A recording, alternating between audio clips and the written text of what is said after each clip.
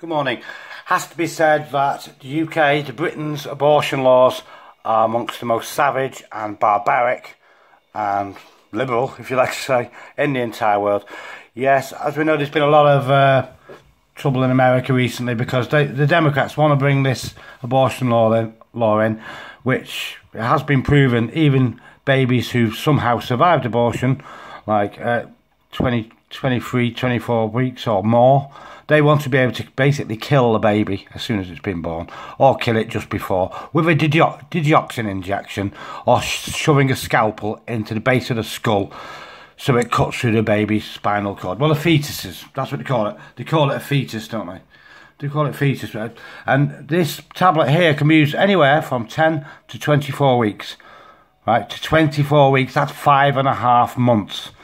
Right, well, if you want to know what you're going to be giving birth to, because that's how it works, this, you take one tablet, switches off the female hormone, and the second tablet makes the uterus contract and eject it. Well, this is what a 24-week fetus looks like. It's tiny, perfectly formed, full nervous system, eyes, ears, eyes closed. And these are all, if you put in 24-week fetus survives, these are all little tiny fetuses that have survived at least for a while. A lot of them with proper care can survive to be perfectly normal, healthy adults. Good God, that one's missing his. I think that's an abortion attempt because he's missing his hands.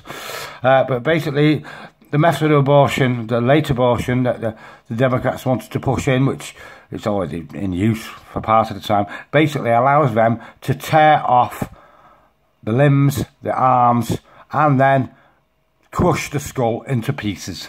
Yeah, this is all inside the womb. They use seaweed to D&E. They use seaweed to dilate the cervix, and then they use evacuation. Evacuation means ripping out whatever's there, and it's absolutely savage. I mean, you should see some of the videos. There's a video on there it's called Second Trimester Abortion. This is from 6 months. But it's the same as they do in the UK with these abortion pills, and they do tear the baby to pieces. They don't tell the women what they're going to do because that might spoil Britain's abortion culture. Yeah, we have got an abortion culture at the moment, a classist, snobbish abortion culture where career women, nurses, some of the worst ones, teachers, council workers, all these people who are probably single women, divorced women, who've got working as prison officers or police women, it's perfectly, got all these responsible jobs where they're earning like 30, 50 grand a year, like the health visitors, and some of them are absolute monsters. I'll tell you that from personal experience. The health visitors, they steal people's children on a regular basis for no good reason in the UK. That's another industry. I mean, abortion is a massive growth industry. They all drive around in the NHS and what have you in free Audis, free lease Audis. I know because a workmate's daughter. A workmate's daughter used to work in a hospital in the northwest. Tells you all about it. Very helpful to the NHS. And as a result of this, say this 2015, 2010, we had 196,000 abortions. 2015, 191. It's rising constantly, and 70% of the women having these abortions, these terminations, whatever you want to call it, are in relationships. Isn't that strange? Yeah, they're in relationships, but I don't believe a lot of them actually tell their partners the truth, which, I'm sure some of them do. But very sad if they're having to lie, isn't it? I can imagine, some guy happily getting his partner pregnant unexpectedly. I can imagine it would be quite gutting to find out she's just literally flushed it down the toilet. Yeah, a baby that size, or virtually that size. That's what they do. They take this Mifepristone, and they take the first tablet, that switches off the female hormone, and we take the other tablet, and within a few hours, you basically shit the baby out, poo the baby out to give birth to it. And I presume then we just flush it down the toilet, whether it's breathing or not. And a lot of them will be breathing. A lot of them will be trying to survive. God love them. Like these survived. All these fetuses survived. It won't be abortion because they'd kill them outright, but all these must have survived like premature birth. And they look a bit. They tell the women they're not even human; they can't feel anything.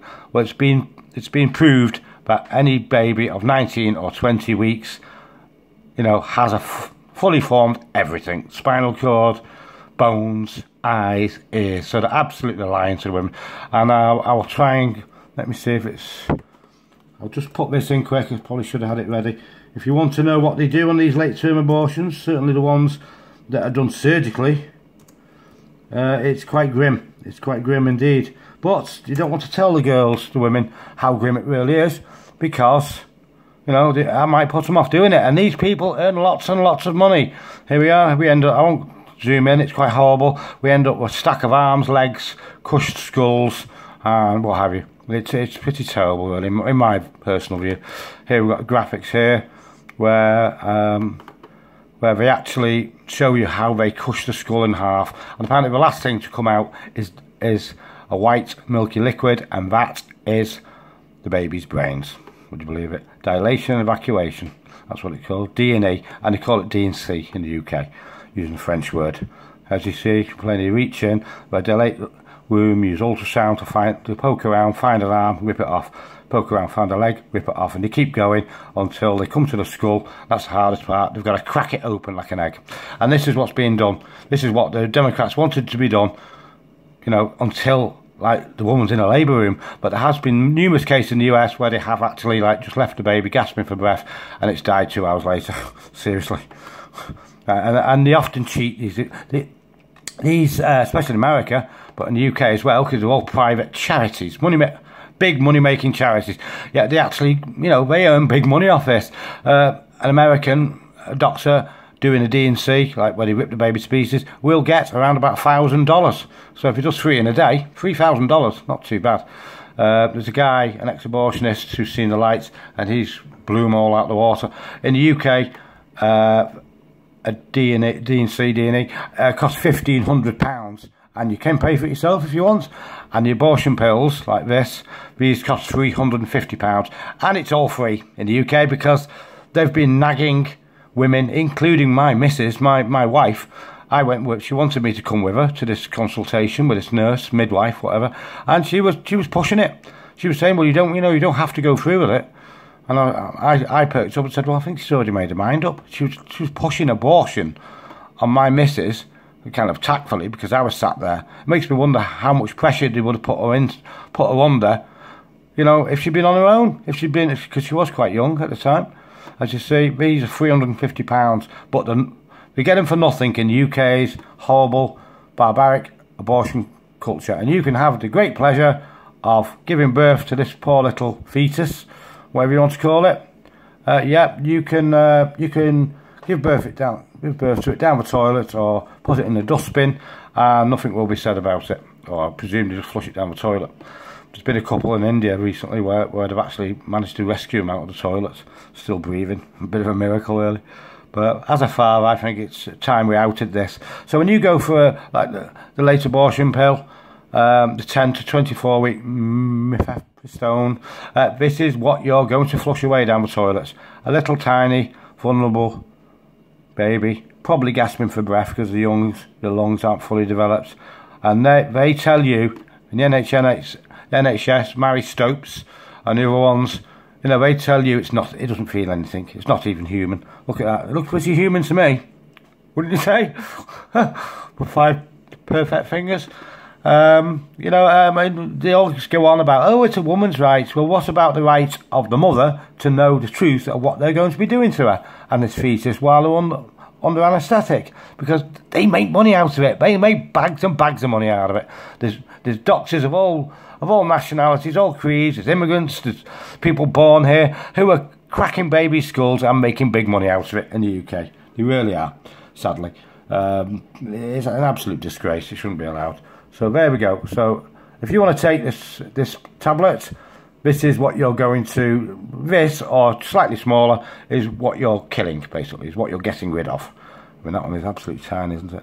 And all these, you've gone Google Images, you put 24-week fetus survives. I mean, some of these probably died. But look at that. They're saying that doesn't feel anything. That absolutely, the NHS, Mary Stopes, the nurses, the doctors, all these paid for corrupt snobbish, classist, absolute monsters for hiding the truth of what they do, particularly on the late-term abortions. And the same goes for America, where I believe, you know, they're actually it's far worse. It's far worse. Particularly, there's so many excuses. They bring in a law, there's so many excuses. It might cause psychological stress. You can have an abortion. Got housing problems. Have an abortion. Your husband's thinking of leaving you. You can have an abortion. You know, they bring in these laws to try and protect the unborn, and then they water it down so much that basically there's, you know, it's worthless. And also, I can tell you for a fact from a serving nurse that works in the northwest of England that the Islamic people are the grooming gangs who are raping thousands and over a million of our girls, have been shoving plastic pop bottles, like soda bottle lids, up inside girls to try and reduce the chances of getting caught DNA. And then if the girl's too shy to tell anyone, like the mother, you know, too frightened, she can die from it. The NHS have to sedate her and get this damn plastic lid out.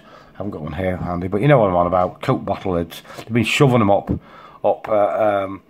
inside girls' vaginas. And also, she does see on all the Mus girls she sees, all the Islamic people, she's on the black people, the ones that aren't Christian, she sees female genital mutilation every day, but she doesn't say a word because she's bought like all the rest of the nurses and doctors. Okay, see you guys.